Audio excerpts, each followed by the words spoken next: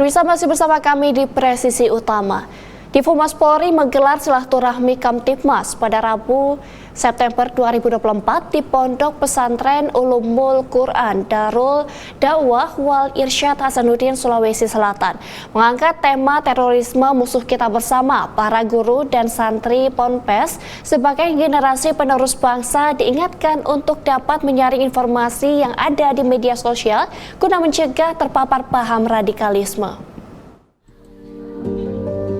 Melalui kegiatan silaturahmi Kamtibmas yang mengangkat tema terorisme musuh kita bersama, Divisi Humas Polri mengajak para santri, guru, dan tokoh agama di Pondok Pesantren Ulumul Quran Darul Dakwah Wal Irsyad Hasanuddin, Sulawesi Selatan untuk bersama-sama mencegah paham radikalisme dan menghindari diri bersikap intoleransi. Dalam rangka mencegah tubuhnya paham radikalisme dan sikap intoleransi dalam kehidupan berbangsa dan bertanah air, yang dapat merusak kesatuan dan persatuan di negara Republik Indonesia, penggunaan teknologi informasi seperti gadget perlu diwaspadai.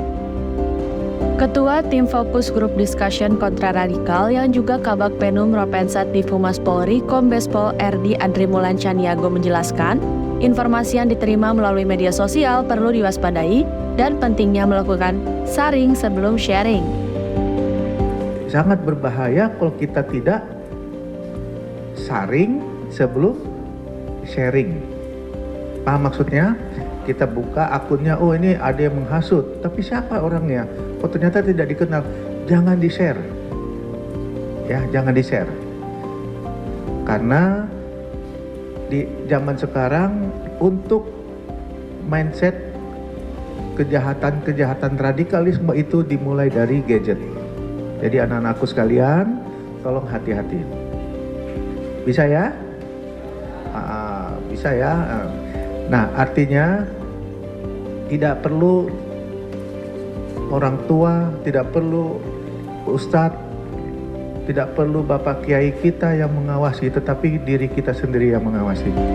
Kecanggihan teknologi saat ini dapat memberikan manfaat positif bagi setiap penggunanya, akan tetapi para santri, guru, dan tokoh agama di Ponpes Ulumul Quran Darul Dakwah Wal Irsyad Hasanuddin perlu berhati-hati dengan setiap informasi yang diterima, serta pentingnya upaya saring sebelum sharing terhadap informasi-informasi yang ditemui. Muhammad Nasir Abbas sebagai narasumber atau pemateri kegiatan silaturahmi Kamtibmas menjelaskan, gadget dapat memberikan manfaat positif, tetapi ada juga bahaya dalam penggunaannya karena melalui media sosial dapat menjadi celah masuknya penyebaran paham radikalisme dan intoleransi. HP kita bisa menjadi manfaat dan HP kita bisa jadi mudarat. Ketika kemudian informasi yang kita dapatkan ini, lalu kita tidak klarifikasi, tidak tabayun, maka kita akan mungkin terpapar. Ada orang terpapar karena hanya membaca, menonton dari HP-nya, lalu kemudian dia terpapar. Ada anak umur 19 tahun yang kemudian ditangkap di Jawa Timur, di Malang. Anak umur 19 tahun ini sudah siap untuk melakukan aksi bom. Dari mana dia belajar? Dia tidak ikut kelompok, dia tidak ikut kelompok JI, NII, tidak. Tapi lewat HP ini, dia terpapar dan dia merasa terpanggil. Lalu dari mana dia belajar buat bom? Dari HP juga dia belajar buat bom. Dengan diselenggarakannya silaturahmi Kamtibmas di Ponpes Ulumul Quran Darul Dakwah Wal Irsyad Hasanuddin, Sulawesi Selatan ini, diharapkan para santri dan guru dapat dengan bijak menggunakan gadget guna mencegah dan membentengi diri agar tidak terpapar paham radikal dan sikap intoleran yang dapat memecah persatuan bangsa. Dari Sulawesi Selatan, Christian Hendra, Polri TV.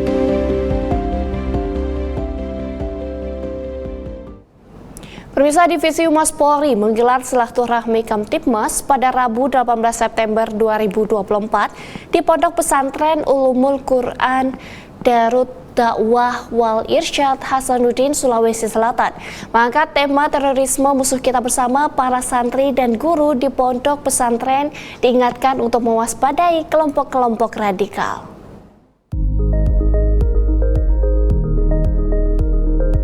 Radikalisme, intoleransi, serta terorisme menjadi salah satu yang harus ditangkal bersama oleh seluruh warga masyarakat Indonesia untuk merawat kesatuan NKRI, untuk mencegah terpaparnya generasi muda, khususnya para santri, dari paham radikalisme dan sikap intoleransi.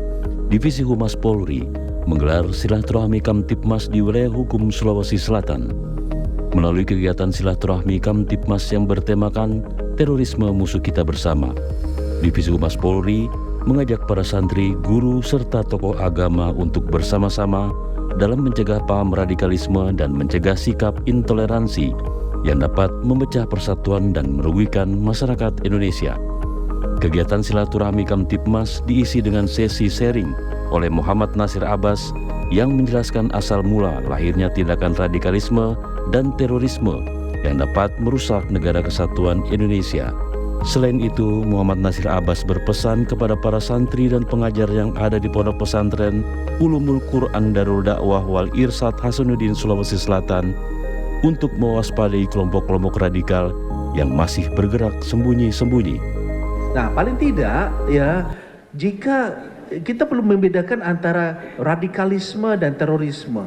Radikalisme itu adalah siapapun, baik secara individu ataupun kelompok, apapun namanya, ya, jika kemudian mengajak untuk merubah sistem Indonesia, merubah menjadi sistem khilafah, merubah menjadi sistem negara Islam, ini sudah ciri-cirinya. Ya, kalau kita melihat dari ciri nama kelompok, bisa saja itu namanya berubah-ubah. Ya, silakan aja nama kelompok yang lain, tetapi cirinya sama. Ketika misalnya dia menyerukan untuk membentuk khilafah, ya, itu sudah cirinya tuh, itu kelompoknya. Dengan diselenggarakannya silaturahmi Kamtipmas di Ponpes Ulumul Quran Darul Dakwah Wal Irsyad Hasanuddin Sulawesi Selatan, diharapkan para santri dan guru dapat dengan membentengi diri agar tidak terpapar paham radikal dan bersama-sama merawat kesatuan negara Republik Indonesia. Dari Makassar, Sulawesi Selatan, Christian Hendra melaporkan untuk Polri TV.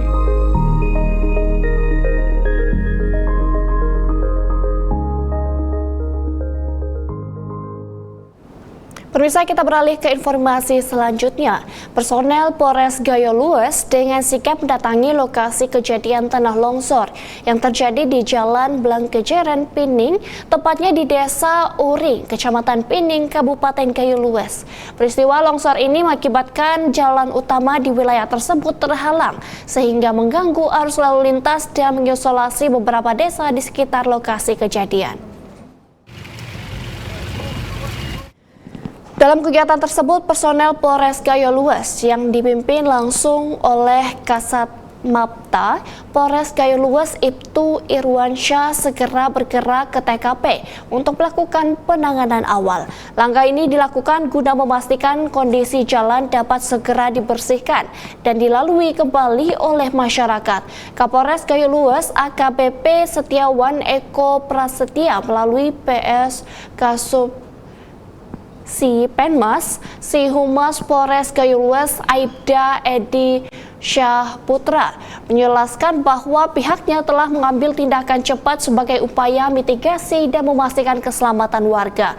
Diketahui bencana longsor tersebut terjadi akibat curah hujan yang tinggi di wilayah Pining dalam beberapa hari terakhir, sehingga tanah di lereng bukit mengalami pergerakan dan mengakibatkan longsor di beberapa titik jalan yang menghubungkan wilayah Blangkejeren dengan Pining. Pihak Polres Gayo Lues juga mengimbau kepada masyarakat agar tetap waspada dan berhati-hati saat melintasi daerah yang rawan longsor, terutama selama musim hujan. Saat ini Polres membersihkan material longsor masih berlangsung dengan harapan jalan dapat segera dibuka dan arus lalu lintas kembali lancar.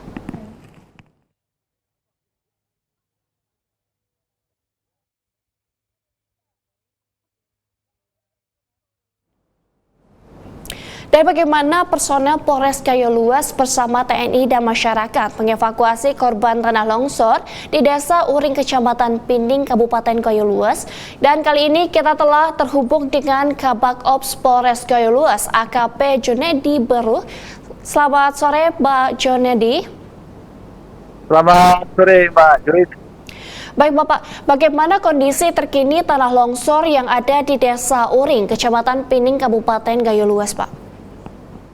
Alhamdulillah kondisi ruas jalan antara Kabupaten Gayo Lues dengan Aceh Timur, tepatnya di tempat kejadian longsor di Berawang Salam, Desa Uring, Kecamatan Pining, saat ini telah dapat dilalui segala jenis kendaraan. Tapi sebelumnya ada longsor yang mematikan arus lalu lintas yang berakibat vakumnya aktivitas masyarakat dalam berusaha.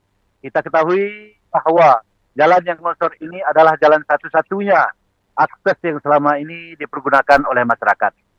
Atas perhatian dari Dinas Pekerjaan Umum Banda Aceh, PD Kota Caneh, memasukkan beberapa alat berat dan membuat alternatif sementara pada ruas longsor sehingga dapat dilalui. Walaupun hingga saat ini titik longsor tersebut masih menyisakan material, baik tanah maupun bebatuan yang sewaktu-waktu jika cuaca hujan akan turun menutupi jalan. Akan tetapi upaya dan langkah-langkah untuk di awal ini saya rasa sudah cukup baik, Mbak Joy. Lalu Pak, ada berapa banyak titik wilayah longsor yang ada di wilayah tersebut? Untuk titik longsor yang berat hanya satu saja, Mbak. Sementara yang kecil-kecil bukan merupakan suatu permasalahan. Yang satu, yang ini yang dilaporkan kemarin ini yang sangat-sangat riskan sekali. Demikian, Mbak. Apa yang menjadi penyebab bencana longsor ini terjadi, Pak? Penyebabnya tentunya karena hujan, Pak. Ya, selama 2 hari berturut-turut, daerah kami memang ketika itu hujan sangat lebat. Apalagi ketika malam harinya, curah hujan tersebut luar biasa banyaknya sehingga mengakibatkan longsor tersebut. Lalu adakah korban jiwa dari bencana tanah longsor ini, Pak? Untuk korban jiwa, Mbak Joyce, sama sekali tidak ada. Lalu Pak, bencana tanah longsor ini sempat menutup jalan utama. Lalu bagaimana rekayasa lalu lintas pada saat itu, Pak? Baik, Mbak Joyce. Pada saat jalan belum dapat dilalui oleh kendaraan, maka kami dari Polres pagi-pagi itu memerintahkan personel yang ada di Polsek Pindik untuk berjaga-jaga di lokasi kejadian. Kemudian sekitar jam 8 pagi, Mbak, kami diperintahkan oleh Bapak Kapolres beserta dengan 50 personil untuk turun ke lokasi kejadian yang perintahnya untuk membantu masyarakat melintas dan hal-hal lain bantuan yang dianggap perlu. Perlu kami sampaikan ketika itu masyarakat yang melintas kita papa, anak-anak kita gendong, Mbak, dan barang-barang milik masyarakat kita pundak. Kegiatan itu kita lakukan bersama-sama dengan rekan-rekan dari TNI dan masyarakat. Demikian, Mbak. Lalu apakah diperlukan alat berat dalam membersihkan tanah longsor di jalan raya dan dapat dijelaskan seperti apa, Bapak? Oh, sudah pasti, Mbak. Untuk alat berat pertama-tama memang hasil koordinasi kita secepatnya dengan TU dari Banda Aceh, maka mereka menurunkan satu alat. Pas di sore hari tersebut, satu alat sudah masuk, kemudian hari selanjutnya ada beberapa alat lagi yang dimasukkan oleh pihak pekerjaan umum. Demikian, Mbak. Ya, Pak, dan terlihat beberapa personel TNI Polri mengevakuasi anak-anak dari bencana longsor. Adakah rumah warga yang terdampak dari bencana ini, Pak? Oh, tentang rumah warga tidak ada sama sekali, Mbak, karena titik longsor tersebut berada sangat jauh dari perkampungan. Tepatnya sekitar lebih kurang 3 km, Mbak, dari perkampungan. Makanya tidak ada perumahan warga yang akibat longsor ini. Dengan adanya longsor ini, Pak, apakah listrik sempat padam dan mengganggu aktivitas masyarakat, Pak? Memang, Pak, kejadian tersebut sempat memadamkan listrik karena pas kejadiannya jam 3 malam, jam 3 pagi atau begitu, dan ketika arus listrik mati. Namun pada sore harinya, Mbak, pada pas sekitar maghrib, arus listrik tersebut sudah dapat dikendalikan oleh rekan-rekan dari PLN, Mbak. Ya, Pak, adakah bantuan atau dapur umum yang diberikan untuk warga di sekitar daerah tersebut, Pak? Untuk dapur umum, Mbak, situasinya kami pantau tidak terlalu dibutuhkan untuk dapur umum karena memang untuk masyarakat sendiri perumahannya ya kan tidak terkena dalam hal banjir ini. Demikian, Mbak. Ya, apakah ada pesan kepada masyarakat agar selalu waspada akan bencana alam dan segera melaporkan ke polisi jika terjadi potensi gangguan Kamtipmas? Baik, Mbak. himbauan kepada masyarakat agar waspada dan melintas di titik longsor tersebut. Terlebih waktu hari hujan, karena dikhawatirkan timbunan material yang masih berada di atas kemungkinan akan turun lagi. Ini kami sampaikan kepada masyarakat untuk berhati-hati, terlebih lagi pada malam hari. Kalau memang suasananya dan situasinya terjadi hujan, kami berpikir lebih baik diurungkan perjalanan untuk melintasi wilayah tersebut. Demikian, Mbak. Baik, terima kasih AKP Junedi Beruh yang telah bergabung bersama kami dan semoga sehat selalu Bapak dan salam presisi. Salam jalan luas, Pak. Dari pemirsa, kami akan segera kembali usai jeda berikut ini.